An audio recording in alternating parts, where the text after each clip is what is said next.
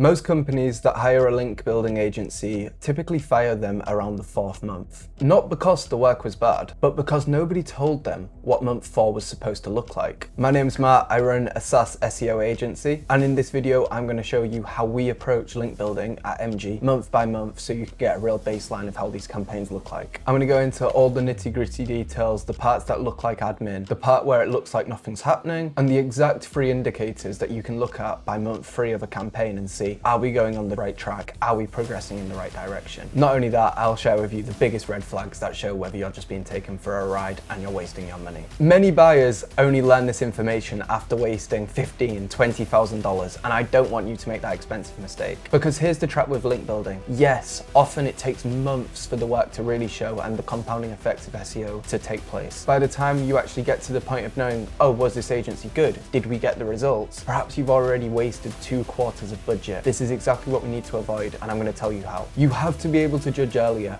knowing within the first month or 2 whether this agency is a good agency to be working with or not. In the next 15 minutes, I'm going to tell you exactly how you can hold an agency to a high standard. In just 15 minutes, I'm going to walk you through all of it, and this applies to all agencies in SEO, especially link building, including mine. Here's the honest shape of a link building engagement. Months 1 and 2 often look like admin. Months 3 and 4 often look like nothing. It's usually in months 5 onwards where the real compounding effects of SEO start to take shape and you really see the value of what you've been investing in. And by month 6, you have a pretty clear moving trend line, or you've got some difficult conversations to have with the agency and they probably need to give you a good explanation. Every phase of this timeline has a specific point you should be checking and specific actionable steps you can take from the client side to understand, okay, this is what we should be asking the agency, these are the important questions, these are the important metrics that we should be seeing at this stage. And please pay attention when we get to months 3 and 4, because most link building engagements have something that I like to call the quiet phase. And it's where good clients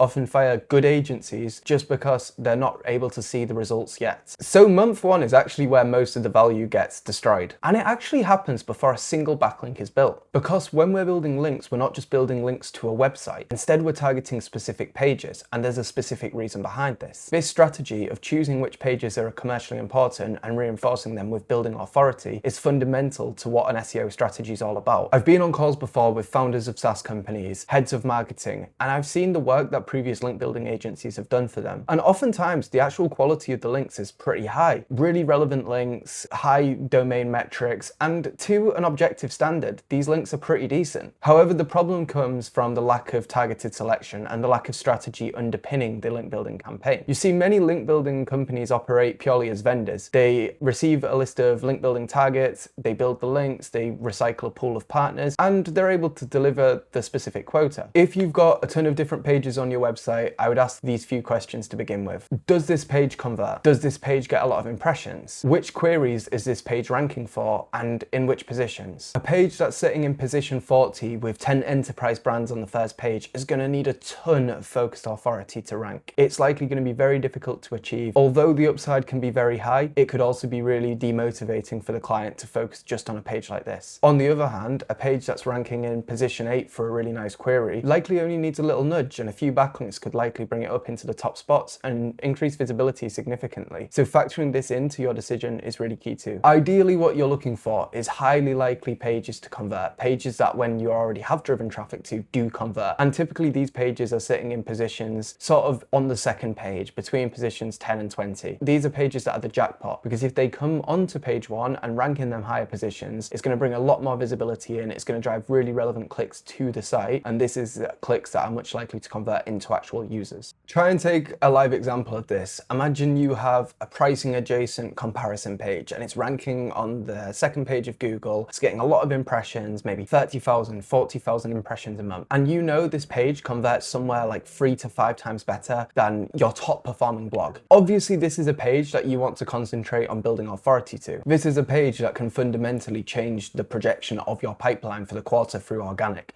So doubling down on pages like this is going to make a lot more more sense than blogs, just because the blogs are going to later lead people into the funnel, or at least in theory later lead people into the funnel of buying something from you. Also, it's important in SEO to think about the concepts of semantic territory and where your brand sits in the larger ecosystem. So when you're trying to rank a page and the page maybe targets a specific term like CRM pricing guide, you need to be associated with the links you build and the brand mentions in articles about CRM pricing, about CRM systems, about marketing tools. And when you can have this objective way of measuring, okay, this is a relevant link and a relevant brand mention, that's really good, because to be in these places is going to be fundamentally important. So here's what I'd suggest using as your criteria. A site that ranks for over 500 organic keywords and gets over 1,000 visitors a month according to Ahrefs. The site gets traffic directly from keywords that are relevant to its own niche. If a site is getting traffic but it primarily comes from junk keywords, spammy keywords, or keywords that are just across a very broad set of topics, it means that Google doesn't really understand what that site's about and it doesn't really trust the content on its website. Instead, you want to get links from sites that have topical authorities in their specific niches. Even if that niche isn't very closely related to yours, it'll maybe have relevant pages and relevant contents where it does make sense to add a brand mention or a backlink to you. I'd also look for sites that are actively publishing content, have a clear content marketing strategy,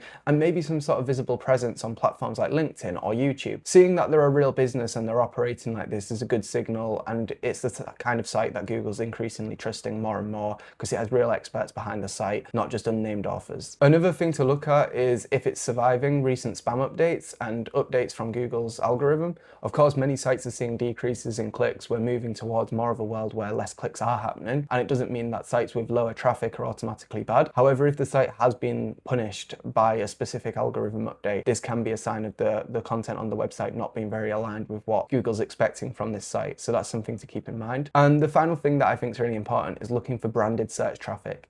Do people actually know this brand? Do they search it? And it ties into this point I was making about having a presence on LinkedIn or YouTube, because seeing this branded presence and seeing this search intent around the brand is a good sign that people actually are knowing the brand, they're trusting the brand, and Google's going to value a link from there more. Most people in this agency use DR as a means to sell links, and sometimes you have to do that to sort of fit into the industry, but DR by itself is a bad indicator. I've talked about it at length in other videos, but I'd much rather have a really relevant backlink that meets the previous mentioned criteria from DR35 website than a random best X listicle on a DR70 website. Not all links are created equal, and the main thing is the semantic relevance to your searches, to your queries, and how that fits in directly to where you're landing the backlink. The big kicker with this is that DR is an artificially inflated metric in many cases, and there's many services that exist purely to increase the DR of a website. So that's the setup month. So now the links are starting to land and you need a way to evaluate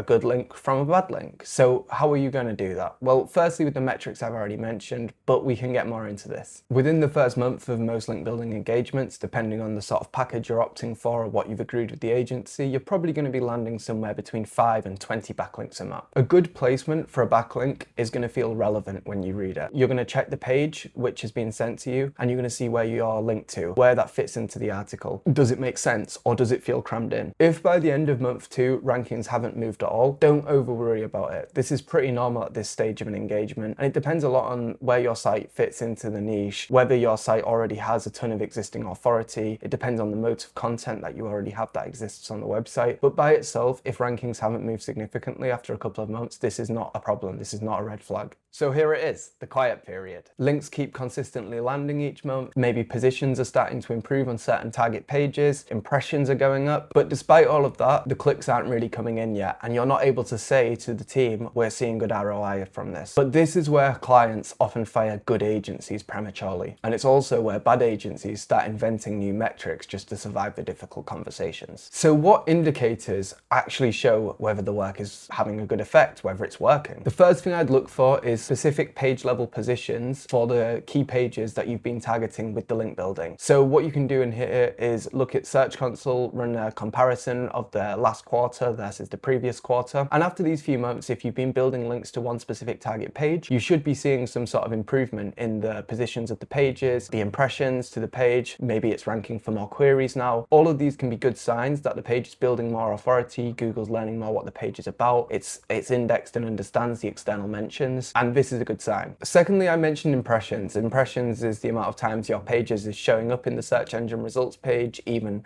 much further down, and this often rises before the clicks. But normally 9 times out of 10 with websites, what you'll see is impressions and clicks genuinely match the same sort of correlation. If impressions are going up, clicks are also going up. If impressions are going down, clicks are also going down. And this often happens over time, and impressions are often like a leading indicator of this. But if you're seeing spikes in impressions, this can be a good sign too. Just double check what them impressions are. Also, can it be tied directly to the link building, or is it much more to do with you publishing new content and new pages? And the third sign is much more simple. It's just a link profile that you'd be happy to show to someone. If someone asks, oh, where are we building the links? Like, what backlinks have we got? If you can open the sheet that the agency sent you and say, yeah, we've landed links on this page, this page, this page, and we're linking to this article, it fits in the context really well, that's a good sign, because a good link is recognizable and a bad link is also much more recognizable. But now in the AI era of search, and now search is becoming much more conversational and increasingly happening inside LLMs, what else can we measure? What else is new? What I'd recommend is a level of AI citation tracking across a baseline of prompts, an agreed baseline of prompts that you have at the start of the engagement with the agency. A big red flag with SEO agencies is revenue attribution to themselves. So what I mean by this here is every SEO agency wants to help increase the client's revenue, or at least that's what they should care about. But the problem is SEO by itself is difficult to attribute, and a lot of times it's leading to increased brand search and increased direct search, which can't really be attributed directly to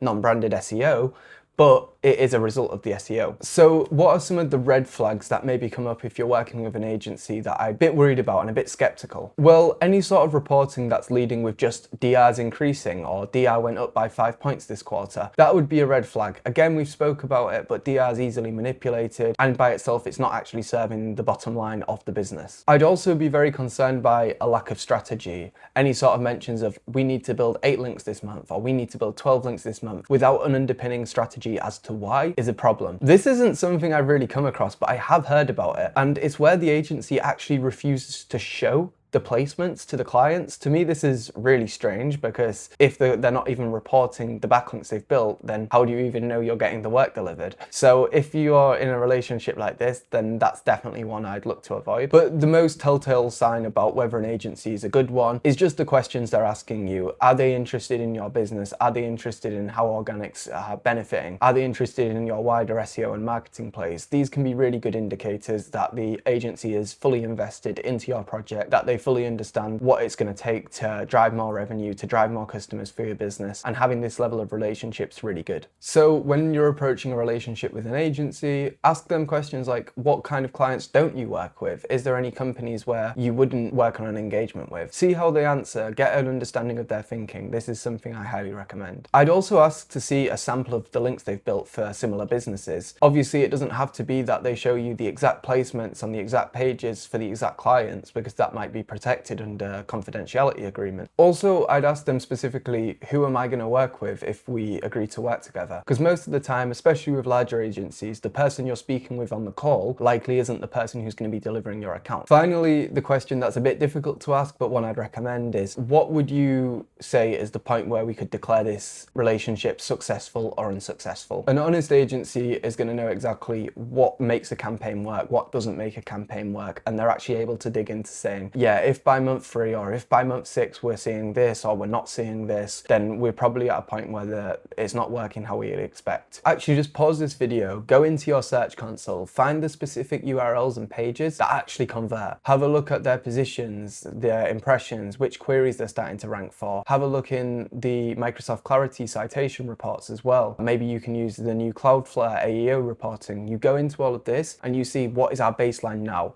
What are we working towards? And what would be be a good point where if we were there in a few months, if we were there in 6 months, we'd be considering this a success. So just a quick pause for the video, but I've been talking a lot about link targets in this video. And if you don't really know what the link targets would be for your business or which pages are the most important, I highly advise trying to figure this out. And one way to do that is by booking a diagnostic call with us. There's a call link in the description of this video or in the comments, and you can go through there to see our free AI visibility audit and growth plan. And with that, what we're going to do is going to look straight into like where your business is making money, where your business is going to make more money, and ultimately which are important queries you rank for. Where do you need to show up more in AI? Which pages do we need to build more authority to? So that's a completely complimentary growth plan. You can book the call with us, and on there we're going to give you the clear next steps and what you can do. Now we are in the more exciting part of the video, so thank you for bearing with me. Month 5, month 6 arrives, and the setup has been right. This is where we can expect the results. This is where it often stops feeling like faith and much more like, yes, we invested in this, it took time, but now we're really seeing the results. Often it is about this point where the specific target pages you've been working on building links to and building authority to are really breaking into the top positions in Google. They're actively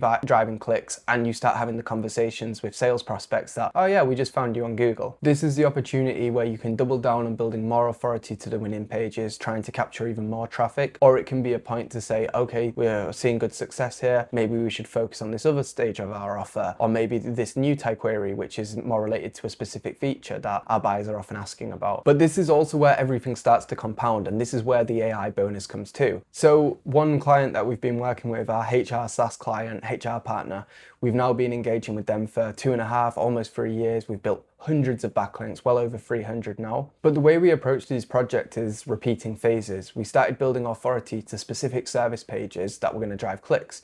And oftentimes it takes a few months for them pages to start ranking in the strong positions, start ranking number 1 and number 2 in many cases. We've rotated through many different keywords and many different features, service pages in this time, but now so many of them are ranking in the top positions, and it's bringing a lot of qualified traffic to the website, traffic that is converting. And this is a good way you might want to approach your SEO, link building, SEO campaigns as a whole, but thinking of it in phases and thinking, okay, in these 90 days, this is the biggest priority. Then in the next 90 days, this is our biggest priority.